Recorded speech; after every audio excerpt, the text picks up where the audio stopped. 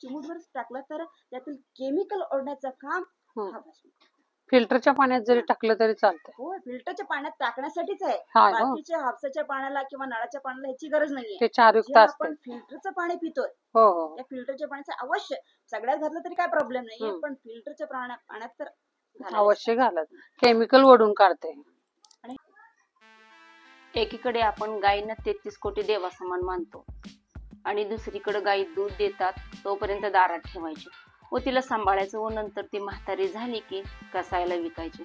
हे धोरण सर्रास आपल्या समाजात चालू आहे. पण ह्या गोष्टीला कुठेतरी आळा बसावा म्हणून उमाताई बिराजदार कसायला विकलेल्या गायी व बैल परत घेऊन त्यांचे पालन पोषण करतात. तर त्यांचे कार्य कसं सुरू आहे ते आपण आपल्या चला गप्पा मारू या चॅनल अंतर्गत जाणून घेऊया. तर मैत्रिणींनो, आपल्या या चॅनलला सबस्क्राईब करायला विसरू नका व व्हिडिओ बघितल्यावर याविषयी तुमचे विचार आम्हाला कमेंटद्वारे जरूर सांगा. चला तर आपण उमाताईंचे कार्य कसे आहे ते पाहू. नमस्ते ताई, आज आम्ही आलोय चला गप्पा मारूया मध्ये. आज आम्ही वडकबाळ हे गावामध्ये गोशाळा हे आहे असं समजलं आम्हाला. आम्ही त्याचं विचारपूस करण्यासाठी आलेलो आहे. त्यात तुमचा आज बर्थडे पण आहे. Happy birthday. थँक्यू. तुमचे जे गोशाळेमध्ये जे प्रोडक्ट आहेत काय काय ते प्रोडक्ट कशा संदर्भात आहेत आणि कसे आहेत आणि किती गोशाळा आहेत, गोशाळेचं कसं रूपांतर केलं तुम्ही, गोशाळा हा तुमच्यासाठी कसा काय आवडतं असं हे झालं, त्याच्याविषयी जरा माहिती पाहिजे होती आम्हाला. जय गोमाता. माझं नाव उमा धोंडप्पा बिराजदार, राहणार वडकबाळ, तालुका दक्षिण सोलापूर, जिल्हा सोलापूर. मी गेल्या 10 वर्षापासून आदर्श कामधेनू संशोधन संस्था संचलित श्री कट्टवा देवी गोशाळा चालवते आणि आमच्या गोशाळेमध्ये जे गायी खाटकाकडे जातात त्या आपण घेऊन सांभाळतोय आणि जे वृद्ध आहेत, अपंग आहेत आणि म्हातारे आहेत त्यांना सगळ्या गायींना आम्ही सांभाळतोय. आणि शेतकऱ्याकडे बैल असतात, ते बैल त्यांचं काम संपलं की खाटकाला विकतात. ते आम्ही विकू देत नाही, आम्ही आणून आमच्या गोशाळेमध्ये सांभाळतो. गायी बैल हे जे आहे मरेपर्यंत मनुष्याला आणि आपल्या पूर्ण पर्यावरणाला पूरक आहेत आणि उपयोगी आहेत म्हणून आम्ही सिद्ध करण्याचा प्रयत्न आपण करत आहे. थँक्यू. तसंच त्या गायीपासून असं प्रोडक्ट वगैरे काही बनवतात का?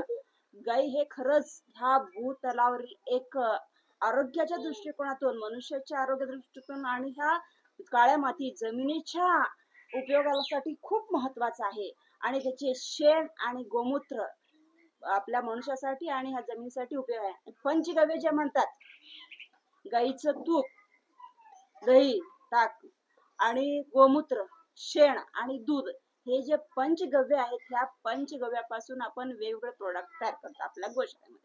आरोग्यविषयी मनुष्याच्या जे लागणारे आहेत, पर्यावरणाच्या हो हो. आणि गाईचं जे गोमूत्र आहे त्या गोमूत्रापासून आपण अर्क तयार करतो. अर्क जे मनुष्याला आता अनेक रोगांना सामने करायला, शुगर आहे, बीपी आहे, हार्ट आहे, कॅन्सर आहे, अशा वेगवेगळे रोग आता मनुष्यांना येत आहेत. का तर केमिकल युक्त खाणं आहे. अगोदर पूर्वीच्या काळी रासायनिक खत वापरत नव्हते, शेणखत वापरत होते, गाई गुरे त्यांच्याकडे होते. पण आता गाई गुराचे प्रमाण कमी झालेलं आहे. सेंद्रिय शेती जरा कमीच आहे ना. सेंद्रिय शेती कमी असल्यामुळे अनेक रोग उत्पादन व्हायला लागलेत. आणि ते अर्क घेतलं की ब्लड, आपलं जे रक्त आहे ते प्युरिफाय होते आणि रोगाला मुक्त करतो. आणि एवढेच नव्हे तर त्या गोमूत्रापासून आपण जे अर्क तयार करतो, नीम अर्क, त्या नीम अर्कापासून आपण गोणाईल तयार करतो. नीम अर्क कसं तयार करता? नीम अर्क आपण एक आमच्याकडे मशीन आहे, ते 30 लिटर त्यामध्ये गोमूत्र आपण घालतो. गोमूत्र घालून त्यामध्ये आपण 3 किलो आपण निंपा म्हणजे हे कडुलिंबाचा पाला 3 किलो आपण घालतो. 30 लिटर गोमूत्रामध्ये 3 किलो घालतो आणि ते बॉईल होते. ते बॉईल होऊन ते वाफेचं जे पाणी असते ते नीम अर्क असते.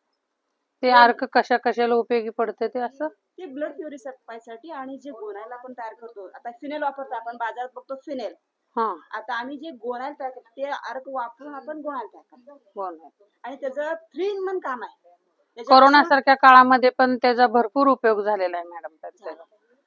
आणि ढास त्याच्याने जातोय आणि फरशी पुसण्यासाठी आणि रूम फ्रेशनसाठी ते गोणायचा उपयोग होतो. हे आहे आमच्याकडे गोणाईल. हे गोणायचं आपण असं स्प्रे केलं की रूम फ्रेश होतो आणि फरशी पुसत. 3 in 1 काम हा गोणाईल. आणि एवढेच नाही तर आपण त्या गोमूत्रापासून अर्क तयार करतो. हे अर्क आहे हे का? अर्क आहे. हा हा. ह्या अर्कापासून आपला ब्लड प्युरिफाय होतो. हम्म. रक्ताची शुद्धी होण्याचं काम ह्या अर्कामुळे होतं. आणि हे आहे आपलं गोमूत्र.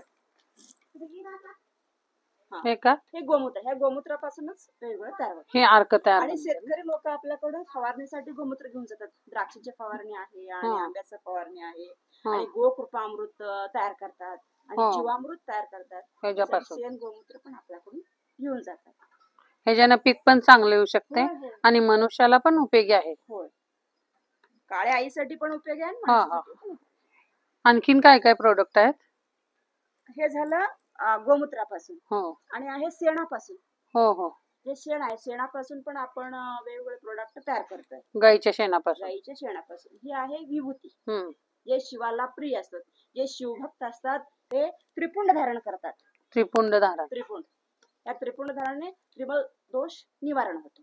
आणि हे आपलं जे वात पित्त कफ तिन्ही आहेत ते तिन्ही निवारण करण्याचं काम, दोष दूर करण्याचं काम हे विभूती करते का? आणि ह्याचं प्रोसिजर असं आहे, हे 21 दिवस ह्याचा कालावधी आहे. बनायला यायचं का? होय. हे 2 वेळा पाण्यात भिजतंय आणि 2 2 वेळा जाळून घेते. जाळून घेते. त्यावेळेस विभूती तयार होते. 2 वेळा पाण्यात भिजवून 2 वेळा जाळून. हे असं प्रोसेस असं आहे की आम्ही अगोदर असं शेण पकडतो, शेण कापडावर वाळू घालतो. हा वाळू घालून मग त्याला जाळतो. हा हा. जवळ असं गाडगे आहेत आपल्याकडे, गाडगे आपण जमिनीमध्ये पुरलेला आहे. त्या जमिनीमध्ये चाळणी करतो ते ह्याचं. हा, त्या मातीचे. भस्म असते ना, हा. हे आहे भस्म. असं भस्म तयार होतं. हे ऑक्सिजन साठी पण उपयोगी आहे ना? हे भस्म चाळून घेऊन गाडग्यात 21 दिवस आपण भिजू घालतो. हो. भिजू घालून मग ते 21 दिवसानंतर काढून त्याचे असे उंडे तयार करतो. उंडे तयार वाळवतो. परत एकदा भट्टीत घालतो. परत एकदा जाळतो त्याला. हा मग हा. त्यावेळेस हे विभूती तयार. म्हणूनच म्हणलं जातं विभूती पुरुष. विभूती पुरुष जर व्हायचं असेल तर एवढं पुरुष आहे. 2 वेळा पाण्यात बसावं लागतंय, 2 वेळा आगडीत जळून घ्यावं लागतंय, मग विभूती पुरुष होऊ शकतो. या विभूतीचा फार महिमा आहे आणि आपल्याकडून विभूती जे जगद्गुरु आहेत ते देखील इथून घेऊन जातात. आणि आपले सोलापूरचे शिवरत्न शेटे सर हा. त्यांनी तर आपल्या गोशाळेकडनं घेतात हे विभूती, हा. घेऊन सगळ्यांना फ्री मध्ये वाटतात. हे एक सेवा म्हणून. सेवा शिवभक्त. म्हणून. हो. जे जे शिवभक्त आहेत ते शिवभक्तांना. आणि मुलामध्ये जे कमी असतं कमतरता कॅल्शियमचं, कॅल्शियमचं कमतरता हे जर आपण लहान बाळांना जर खायला दिलं तर कॅल्शियमचं प्रमाण त्याच्यात वाढतो आणि माती वगैरे खायची सोड. हाडे मजबूत होतात. टिश्यू जे हाडे असतात ते मजबूत होतात. हे आहे वॉटर प्युरिफाय भस्म. वॉटर प्युरिफाय म्हणजे हे पाण्यात घालून प्यायचं. आता आपण केमिकलचं पाणी पितो. आता सगळीकडे फिल्टर. आपण कुठेही ग्रामीण भागात जरी गेलो तर फिल्टर पाणी आहे का विचार. आणि ग्रामीण भागातील महिला किंवा कुटुंब फक्त फिल्टर पाणी पितं. नळाचं पाणी कोणी पित नाही.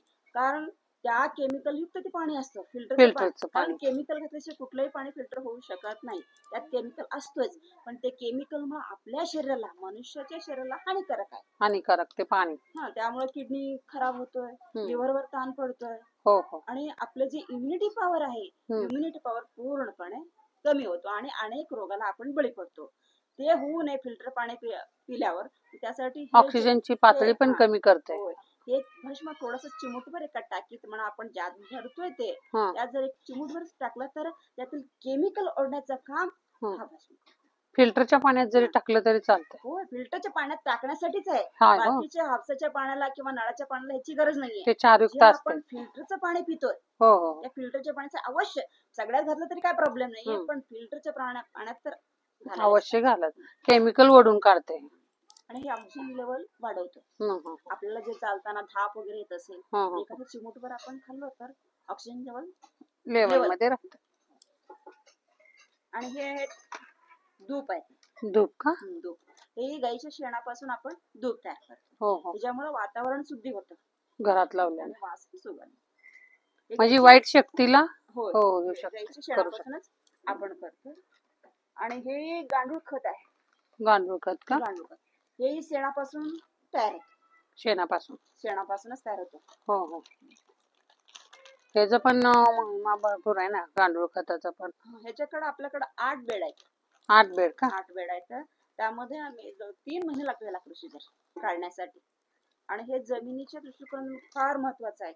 जे आता रासायनिक खतं घालून पिकं काढतात रासायनिक खत घालून पिकं काढलं की अनेक रोगाला बळी आपणच पडतोय. कारण लहान मुलांपासून ते मोठ्यांपर्यंत म्हातारपर्यंत आपण अचानकच बघतो, रात्रीच अचानकच अटॅक आले, हे आले, असे प्रकार भरपूर झालेले लहान आहेत लहान आता. मुलांना देखील शुगर व्हायला लागले, शुगर attack व्हायला झाला, लागले. अटॅक का यायला तर लागले. आपण रासायनिक खताचा वापर, पण आता सरकारने देखील दखल घेतलेला आहे की रासायनिक जे आपलं वापरू नका, हं. तर सेंद्रिय शेती करा. सेंद्रिय शेती जर तुम्ही केलात तर आम्ही तुमचं जे तुम्ही तयार करता माल ते आम्ही घेतोय म्हणून मुख्यमंत्रीच म्हणलेलं आहे. कारण आता सेंद्रिय खत. सेंद्रिय शेती जे करतात त्यांचं जे माल आहे ते उचलण्याचं काम सरकार करतो म्हणलंय, पण कितपत खरं आहे ते त्यांनाच माहित आहे. पण आता मनुष्याच्या दृष्टिकोनातून, शेतीच्या दृष्टिकोनातून तर हे सेंद्रिय शेती करणं फार महत्वाचं आहे. याच्यामुळे आपण वाचू शकतो.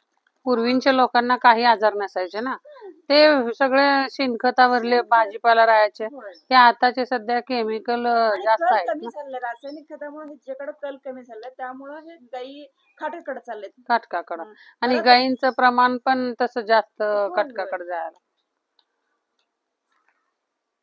का तर ते जर्सी गाई दूध देतात म्हणून जास्त ते लोक पाळतात. जर्सी गाईचं वेगळं हा, आहे. पण ते वेगळंच आहे ना ते त्याचं दूध आणि ते गोमूत्र नसतेच थोडा त्याचं जे मूत्र आहे, पण गाईचं दूध जर आपण खाल्लो तर कॅन्सरला बळी पडतो. ते तेच गाई की, घ्यायचं जे कोण गाई पाळतात ना ते लोक दूध खातच नाहीत घरी. नाही, ते त्यांच्या घरी तर खातच नाही, जर्सी गाईचं दूधच खात नाही. कॅन्सरला आणि दुसऱ्याला पेढा बर्फी विकायला केमिकल युक्त करून गुलाबजामुन ते सगळं जर्सी गाईपासूनच बनलेलं असतात ना. त्याच्यामुळून जास्त लोकांना मृत्यूला जास्त प्रमाण. एवढ्या एवढ्या मुलांना आता होता अचानक अटॅक होऊन मेला. ते हृदयच बंद पाडते ना असले केमिकल युक्त खाल्ल्यामुळे. जर्सी गाई हे गाईच नाहीये. डुकरापेक्षा खालचा दर्जा त्या जर्सी गाईचा. हा, ते फॅट वाढवण्यासाठी कुठले कुठले केमिकल घालतात त्याच्यामध्ये. ठीक, आपण हे जे देशी गाई आहेत आपल्याकडे, देशी गाईच्या शेणापासून आपण होमच्या गवऱ्या तयार करतो. होमच्या गवऱ्या होमसाठी का? होम हे घरातील वातावरण शुद्ध करतो. शुद्ध करतो. निगेटिव्ह जे वेव्स आहेत, हा. निगेटिव्ह वेव्स आणि पूर्वी प्रेत जाळण्यासाठी सुद्धा गौऱ्यांचा वापर केला जायचा. प्रेत पण आता जाण्यासाठी पण आपल्याकडे आहेत. हा हा हे आहे प्रेत जाण्यासाठी. हो, आता लोक सरासरी ते लाकडावरच हे आणि करतात. महानगरपालिकेने पण आता डिसिजन घेतलेला आहे हा, की आता त्यांच्या हद्दीत जे आहे ते मळ जाण्यासाठी आपण गोशाळांना सांगूया, त्यांच्याकडनं आपण घेऊया असं आम्हाला आश्वासन पण दिलेलं म्हणजे आहे. तुम्ही निवेदन दिलेलं आहे. हो, निवेदन दिलं. हे होम जाण्यास आपला मड जाण्यासाठी आहेत. हा, आणि प्रेतांसाठी. हा, पण शक्यतो असं घेतलेलंच बरं आहे ना. हे लाकड आहेत. ह्याच्यापासूनच का, शेणापासूनच का? शेणापासूनच लाकूड तयार. तुम्ही घरी बनवले? मशीन आहे आपल्याकडे. मशीन आहे का? मशीन मध्ये घालून हे लाकड तयार करतात. हा हा. एवढे छोटेच होतात का मोठे पण होऊ मोठे शकतात? होते, पण आपण प्रदर्शनासाठी ठेवला म्हणजे तेवढं लांब नेऊ शकत नाही ना हा दाखवण्यासाठी. हा हा. म्हणून ते कट करून ह्यात घातले. मग हे सुद्धा चांगलं आहे ना, प्रेता जाळण्यासाठी ते लोकांना. जाण्यासाठी आहे, गरज कुठेही होम योजना करण्यासाठी घरात होमसाठी आपण हे देतो. गौरी देतात. कारण हे विधिवत आम्ही केलेलं असतो. हम्म. होमसाठी जे आहे ना विधिवत आपण करतो, त्यासाठी ना आपण करतो ते वेगळंच. हो. आणि हे खुरखत म्हणून म्हणजे गाई जिथं आपण बांधतोय हा हा हा त्या ठिकाणी त्यांच्या पायामध्ये पडेल असतो. हा हा हा. म्हणजे खुरांचं खत हे फार महत्वाचं आहे. हे कशासाठी उपयोग? शेतीसाठी आहे, बाग बगीच्यासाठी आहे, हा लॉन साठी आहे. हा. कुठेही आपण म्हणजे जरी आपण सिटीत जरी राहिलो तरी आपण हे एखादं झाड वगैरे लावलं तर वांग्याचं म्हणा, मिरचीचं म्हणा, त्याला हे टाकलं तर ते सेंद्रिय होऊ शकते. सगळ्याला चालते. हा. खुरखत अशा प्रकारे तुमचं म्हणजे बचत गटाने सहाय्य केले का तुम्हाला? तुम्ही अगोदर कुठल्या गटाफिटात होता का? उमेदचा गट आहे. उमेद महिला आर्थिक विकास हे जे का महाराष्ट्र राज्य जीवन उन्नती अभियान. महाराष्ट्र ग्रामीण उमेद उमेद अंतर्गत आपल्याकडे नंदिनी महिला बचत गट आहे. हा हा. त्या बचत गटामार्फत आपण प्रभाग संघ वगैरे असतील ना? आमचं मंद्रू प्रभाग संघ. नाव प्रभाग संघाला? क्रांती प्रभाग संघ. क्रांती प्रभाग संघ. ते तुम्ही संचालक का आहे का त्यात? मी सचिव आहे. सचिव का प्रभाग संघाचे? प्रभाग संघाचे सचिव आहे आणि ग्राम संघाचा. मग बचत गटातून काही सहाय्य निधी वगैरे भेटलाय का गोशाळेसाठी? गोशाळेसाठी नाही का? नाही, गटासाठी आम्ही गोशाळा काय करतोय, कच्चा माल जे आहे शेण आणि गोमूत्र आम्ही बचत गटाच्या महिलांना देतो. आणि बचत गट महिना ते त्याच्यावर महिला प्रक्रिया करतात. त्या महिला ह्याच्यावर प्रक्रिया करून विक्री बाजारात विक्री गोमूत्र आणि शेण त्यांना देतो. गवऱ्या बनवण्याचं काम बचत गटाच्या महिला करतात. आमचे जे 10 महिला आहेत आमच्या गटामध्ये महिला येऊन ते चाळणी करायचं, गांडूळ खताचं, हम्म. गौऱ्या बनवायचं. स्वतः येतात महिला, स्वतः येतात. स्वतः हे उद्योगाचे त्यांनी उभा केले आणि धूप त्यांच्या घरी तयार करतायत. त्यांनी का? फेल त्यांच्या त्यांनी, आपलं गोणाला त्यांच्या त्यांनी करतायत. कारण एकटे माणूस करू शकत नाही, कारण गोशाळा सांभाळून हे सगळं गो प्रोडक्ट तयार करणं हे शक्य नाही. हो. त्यामुळं सगळ्यांचं एकमेका सहाय्य करू, अवघे धरू, सुपंत म्हणल्यासारखं हो. सर्व बचत गटातील महिलांनी मिळून चालवतो. मिळून पण त्याच्यासाठी निधी वगैरे काही नाही भेटला. बचत गटाला मिळतंय. बचत गटाला मिळतंय, पण त्या महिलांना असा हा व्यवसाय करण्यासाठी नाही. हा जे व्यवसाय तुम्ही आता हे करता, गांडूळ खत, पुन्हा हे गौरी विभूती, आता आमच्या त्याच्यासाठी ज्या मशिनरी लागणाऱ्या आहेत त्या काय बचत गटाने दिलेत का? निधी मंजूर झालेला आहे आता. नाही, बचत गटानं असं मशिनरी वगैरे दिलेत का? ह्या विभूतीची एक मशीन आहे, ते मशीन मिळाले का तुम्हाला? गौऱ्या बडवण्याची मशीन आहे, ते भेटले का? असं आर्कची मशीन भेटले का ऑनलाईन, म्हणजे ह्याच्या माध्यमातून? आम्ही गोशाळेला घेऊन त्यांना दिलेलं आहे, बचत गटाकडनं नाही घेतलं. पण बचत गटाकडनं आता 5 लाखाचं मंजूर झालेलं आहे. बचत गटाकडून असं काय बोरवेल काय पाडून दिले का पाण्यासाठी, गायांच्या चारासाठी कुठलं युनिट उभा केले का? बचत गट गोशाळेसाठी काही नाही केलं नाही. मग हे केंद्र सरकार किंवा राज्य सरकारकडे ह्याची मागणी करून तुम्ही हे मागणी करू शकता ना. एवढे प्रोजेक्ट आहेत ना, ह्याच्यातून तुम्हाला बचत गटाचा भाग वेगळा आणि हा गोशाळेचा भाग वेगळा. मग गोशाळेसाठी सुद्धा मिळू शकतं शासनाकडून तुम्हाला. गोशाळा मिळते सरकारचं. आता आमचं जे गोशाळा आहे, गोशाळा गट्ट्यावरील गोशाळा, हे शासन मान्य आहे. शासन मान्य आहे, पण त्याच्यासाठी मशिनरी उपलब्ध पाहिजे तुम्हाला. त्याच्यासाठी त्यांना पाणी, चारा टाकण्यासाठी बेड पाहिजे. हे सगळं ते शासनाकडून मिळले पाहिजे तुम्हाला. आता चाऱ्यासाठी आपल्याला तुम्ही असे वेगवेगळ्या ठिकाणी हे जे प्रस्ताव दिले पाहिजे आणि ते तुम्हाला अजून मिळत राहतील.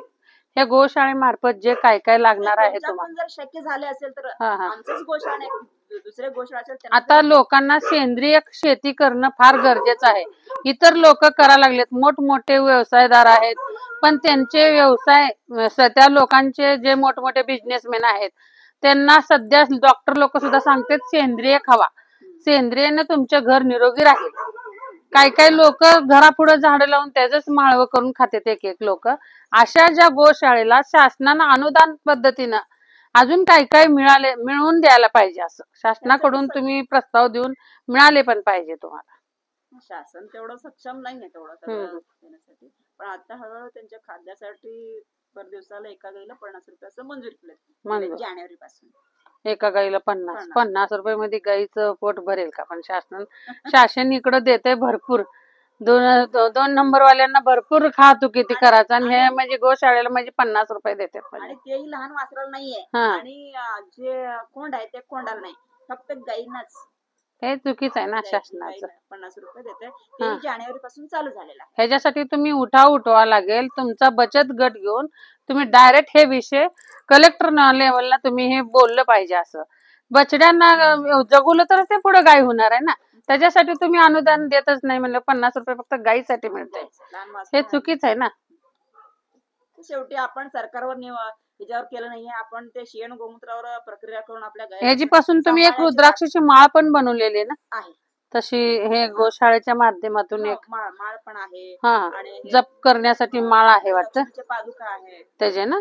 हो, आणि गणपती पण बनवले होते का? तर शेण त्याचे ते ह्याच्यामुळे हे व्हायला लागले होते ना. आपलं गणपती शिक्षण वेगळं आहे, दूधचं शिक्षण वेगळं आहे, वेगळं. पण त्याच्यासाठी जे साचे आहेत ते तुम्हाला मागणी करा, द्यायला पाहिजे. आणि तुम्ही जर असं तुम्हाला गोशाळेला प्रत्येक गावोगावी दिलं तर गोशाळेच्या माध्यमातून सेंद्रिय पैशाचा गरजच नाहीये.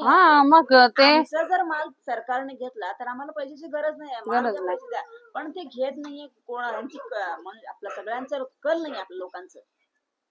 ते गणपती बनवलेले मी बघितले होते, गाईच्या शेणापासून गणपती तयार केलेत आणि तेच गणपती विकले जातात. आता शाडूचे ते केले तर ते ह्याच्या माध्यमातून होते ना, जास्त केमिकलच झालं. ते पाण्यात नेऊन टाकलं, ते पाणी गुरं पिणार. जनावरांसाठी सुद्धा चारा, पाणी, बांधणं सगळं व्यवस्थितच पाहिजे. आजकाल आपल्याला जसं व्यवस्थित पाहिजे तसं त्यांना पण सगळं व्यवस्थित पाहिजे.